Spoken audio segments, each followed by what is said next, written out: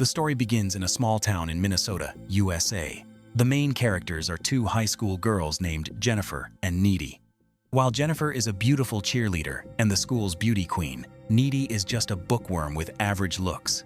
The whole school finds it strange that someone like Jennifer is friends with Needy.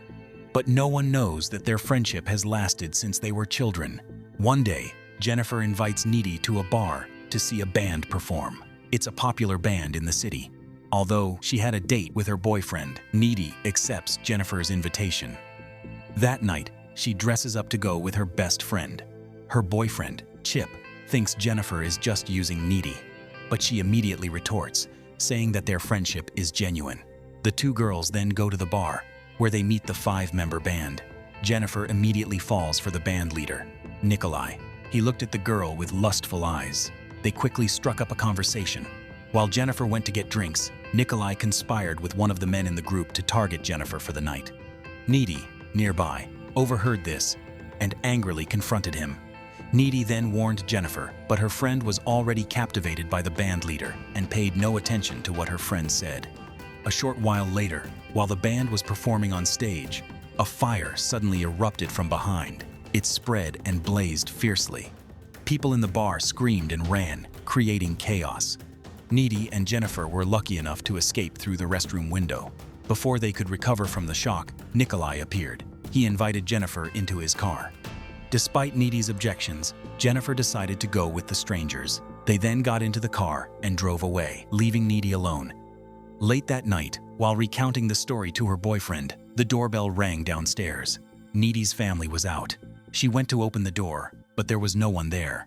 Suddenly, a dark figure darted past behind her. Feeling uneasy inside, she went into the kitchen, where Jennifer appeared from behind, covered in blood. Needy panicked. Jennifer then went to the refrigerator and devoured raw meat. She then spat out a strange black liquid. Needy rushed to call the police, but Jennifer stopped her. She then left without a word. The next day, Needy arrived at school extremely worried. Suddenly, Jennifer appeared, looking much better, her wounds gone. Needy asked about what had happened, but Jennifer denied it, claiming Needy had only been dreaming and imagining things.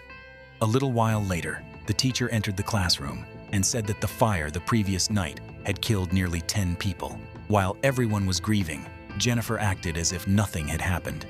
Needy then told Chip about it. She was certain that Jennifer had been to her house the night before. She had personally wiped up the dark bloodstains on the floor. It couldn't have been a dream. Chip could only comfort his girlfriend, telling Needy not to overthink it. They didn't know that Jennifer had become a different person. After most of the students had left the school, she went alone to meet a big guy on the football team and began to seduce him with sweet words. The young man was immediately captivated by Jennifer. They then went into the woods to make love. While the young man was enjoying himself, Jennifer suddenly pushed him away, and she lunged at him, biting him to death. A blood-curdling scream reached the teacher's ears. He went to check and was horrified to find the young man's body lying there, almost completely devoured. The incident was quickly investigated by the police. They narrowed down the search for the killer, identifying a psychopathic murderer hiding in town. No one suspected that the killer was none other than the beautiful Jennifer. That same evening, Jennifer called her best friend, Needy. The girl said she felt full of energy, capable of doing anything, like she was God. Jennifer then used a lighter to burn her tongue, but it healed instantly. Hearing Jennifer's incomprehensible words, Needy didn't know what had happened to her friend. The next day, Needy went to class and saw Jennifer. Her face looked dull and lifeless. Jennifer said she needed an energy boost. At that moment, a boy named Colin approached her and started a conversation. Jennifer used her old trick, using her charm to invite him to a movie that night. Colin, who had long had a crush on Jennifer, was excited and readily agreed. He didn't know what terrible thing awaited him. That evening, Colin went to the meeting place Jennifer had sent him. Not a movie theater, but an abandoned building with no one around. Feeling a little uneasy, he entered a house and encountered Jennifer. The girl smiled and immediately moved closer. Suddenly, Colin noticed Jennifer's eyes changing. He was terrified and tried to run away, but she pinned him down.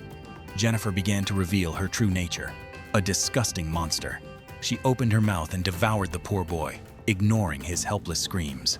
After satisfying her animalistic desires, Jennifer went to Needy's house.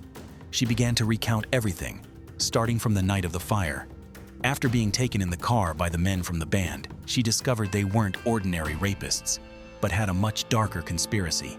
The car contained objects related to God and Satan. The band leader, Nikolai, then drove to a giant waterfall in the forest. They tied Jennifer up and began performing an ancient ritual.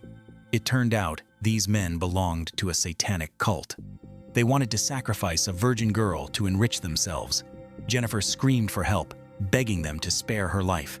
But Nikolai didn't care. He killed Jennifer with a knife, then threw the weapon into the waterfall to destroy the evidence. Thinking he had killed Jennifer, she didn't die, but instead became stronger.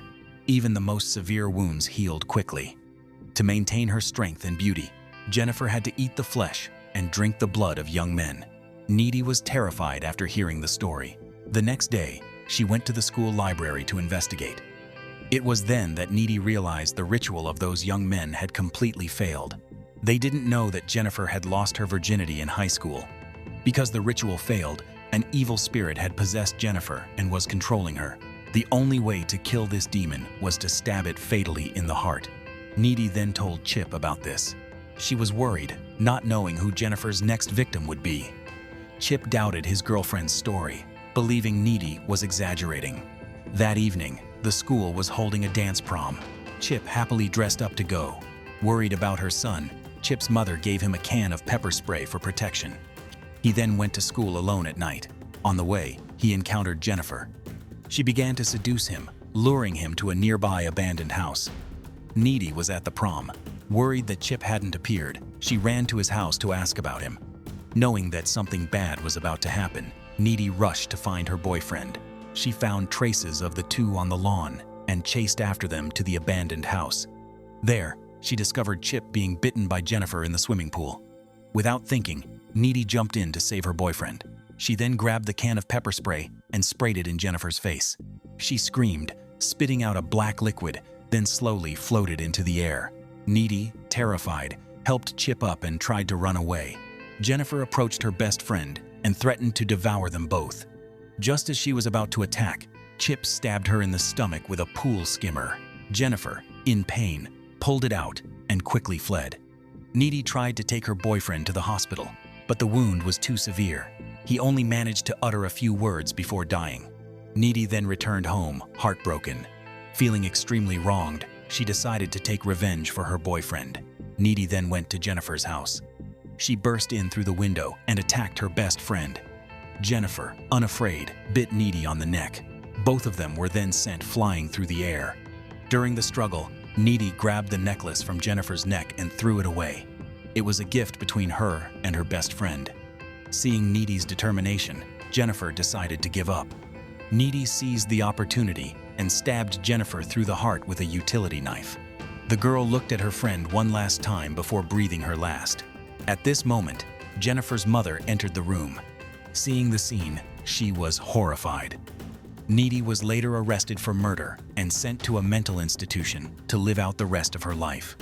No one knew that Jennifer's bite on Needy's neck had caused the evil spirit to transfer into her. Now Needy possesses the same strength and regenerative abilities as her best friend. She kicks down the cell door and then breaks through the iron bars to escape. At the end of the film, Needy finds the murder weapon used by the group of young men by the stream. She decides she will make them regret what they did to her friend. The movie ends here. Thanks for watching and see you in the next video.